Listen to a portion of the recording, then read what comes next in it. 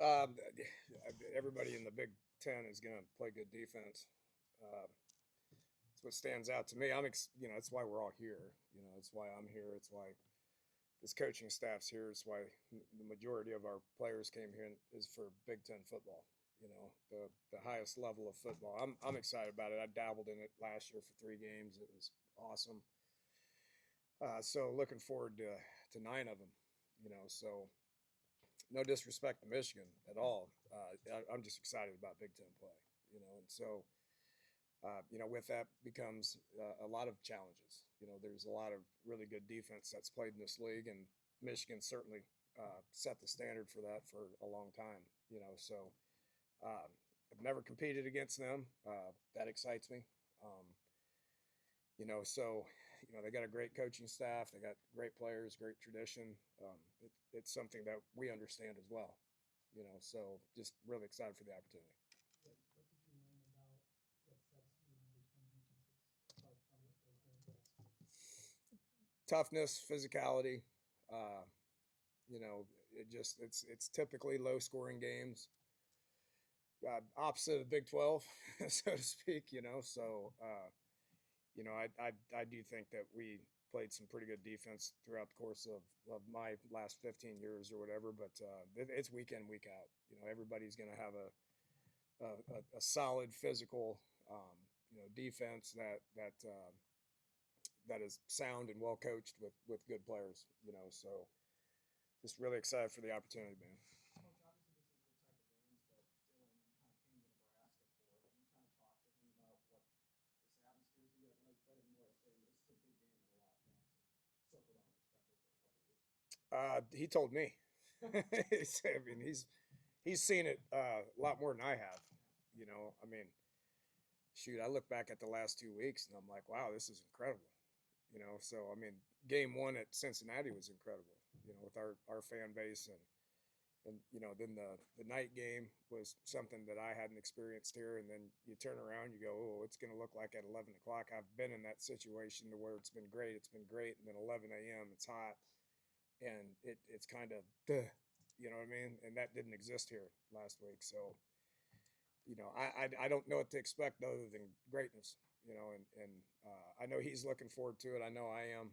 I know Coach Rule is. I mean, this is a this is a big game because all of them are big. And so we know who the opponent is, and it's our job to know everything about them, man. What they're doing defensively, who they are, what their strengths are, what their weaknesses are, what their plan of attack is, and then on Saturday, thinking that we know what they're going to do, and having to adjust what they are doing. That's just part of our job. You might be more familiar with Koji than anybody here. What do you expect from him, knowing what you know about his ability to coach? Oh yeah, I'd go way back with him. My son played for him for a while when he was at St. Francis. I mean, he brings a lot of energy now, and he's a good football coach, and his kids play hard for him. That's what I remember about it. I don't know anything about what happened at Charlotte, but just from back when he was at St. Francis, they had national teams and a lot of talent. I recruited that school for a long time and took kids out of there as much as I possibly could because their talent was so good. They got some of those kids on Michigan's team right now. So he's going to get those guys ready to play. What What do you know about what did Oklahoma do defensively just to kind of give Michigan problems a few weeks ago when they won that game and won? What did Michigan do defensively? Or did you say Oklahoma did defensively? I'm sorry. Yeah, what did Oklahoma do to kind of give Michigan problems? Yeah, well, quarterback run game, which we're not going to do much of that, obviously, but they hit him on some deep balls. Oklahoma's quarterback's a good player. It's the first time I've seen him play. He was West Coast kid, and so I didn't know anything about him, but he's extremely competitive, extremely athletic. Gave them problems in the quarterback run game. So some of that video is useful for us. Some of that video is not useful for us. I've watched everything that Michigan did last year, and the games that they did this year. So there's things that we'll be able to take from it, but probably the main thing was the quarterback run game. But the kid did do a good job of putting the ball in play in the pass game. A lot of empty stuff, and we'll be able to take what we can from it. They surrendered some yards to Oklahoma's tight end in that game. I mean, have you looked at some of that tape and talked to Luke about how you can get a little more open this weekend? Yeah, I didn't think Luke played very good last week. As much as I've been up here bragging about him, if it doesn't look very good, I'm going to say it doesn't look very good, And so I don't think Luke played very well last week, and so that's going to motivate him regardless of who we play or what the defensive structure is. He's always going to have a role in our offense, regardless of what defense is doing. Just the way that we spread things around, the way that we run the ball with tight ends. He's going to have a valuable role in every game.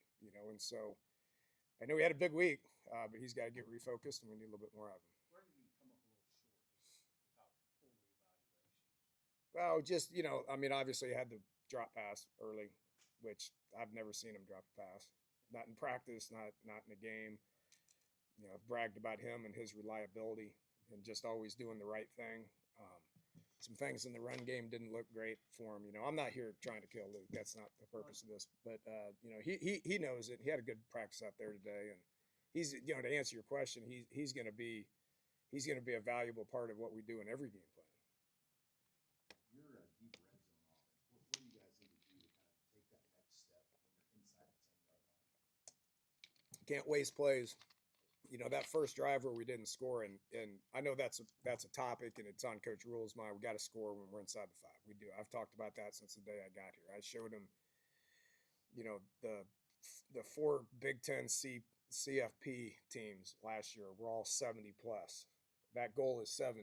We've been 66, 66, and 64 or something like that, right? And so, which is a lot better than last year. Last year is in the 40s.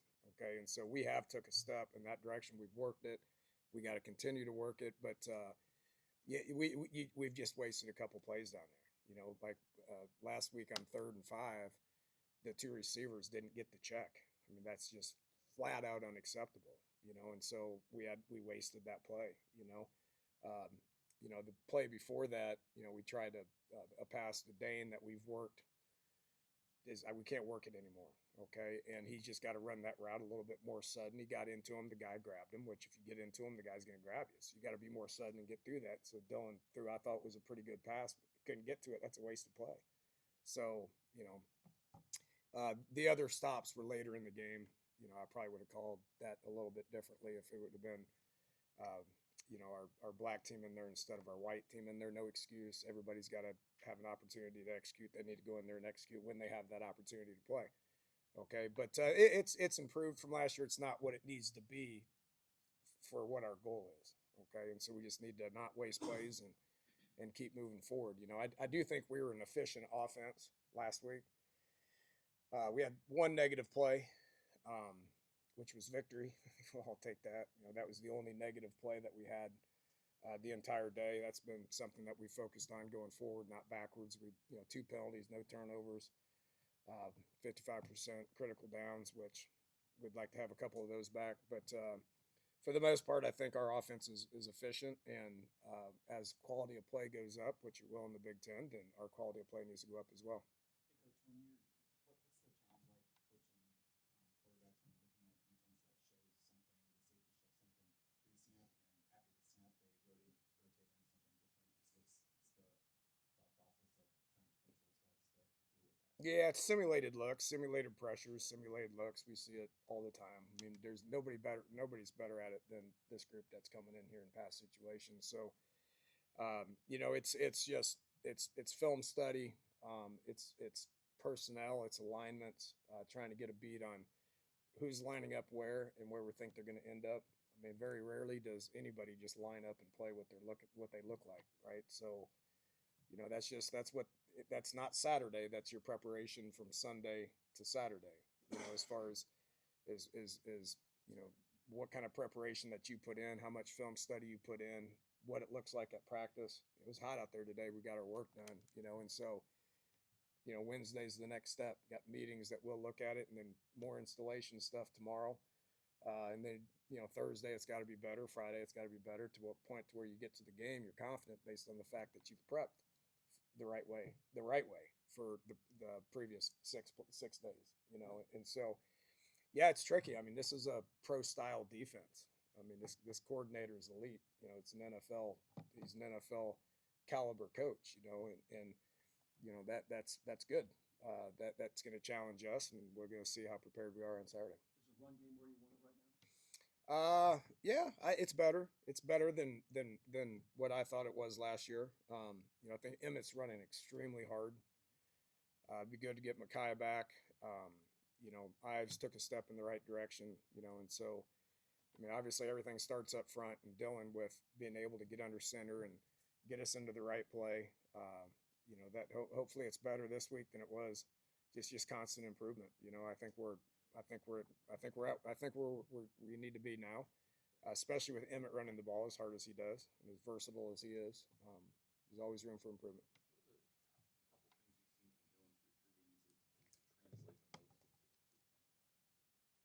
Putting the ball in play. I think we're doing a fantastic job of putting the ball in play. That is something that I talk to him about nonstop. Not wasting plays. Not, and what do I mean by wasted plays? Well, it's incompletions. It's throwaways. It's pressure. It's not running the ball when we need to run the ball. He's a student of the game, and so he's done a great job of knowing the game plan and executing the game plan to where we put the thing in play as much as we can. What does your running back stop look like after Henderson? Is it Quinton? Is it Mackay? I mean, what do you look at for that number 2 job if you go with another back in this game? Yeah, we'll see what practice looks like. See what the tape looks like. We'll see what practice looks like tomorrow, and just that's a constant evaluation, not only at running back but at every position. And so we're repping 3 groups. At this point in the season, I've never been anywhere where we could rep 3 groups, and so we're doing that. And young kids are going to keep getting better, the Moseys of the world, and they're going to keep getting better to the point to where I thought Ike had a great practice, and so I got to, as a coordinator, consistently, like, what can we do to put the guys that deserve the reps, get them the ball with the game plan, and then call it the appropriate way to be able to get those guys in there that deserve those reps and deserve those touches. Damon, does the confidence that you gained in what Teague the last 2 weeks impact anything as far as the way that you look at I assume the long-term future it does, but the short-term future? No, not the short-term future. I think our starters playing at a pretty high level, so. No, my job's to keep Dylan on his feet, and protect him. I mean, he's playing at an elite level, and we don't care about recognition at this point. We got 9 opportunities ahead of us that's what that's for. Okay, so he's got to meet that challenge, but it gives me great comfort from a backup role. There's no doubt. He is comfortable when he's in there.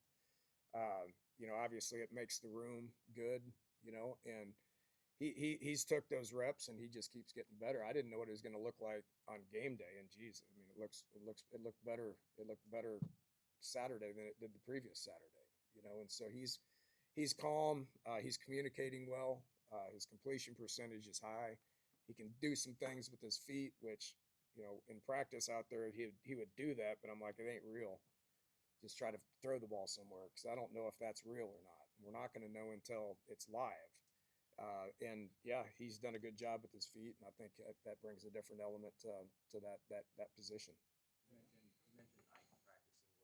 Is he one of those guys who fits into helping replace Bonner, and how do you feel that process has gone, I guess?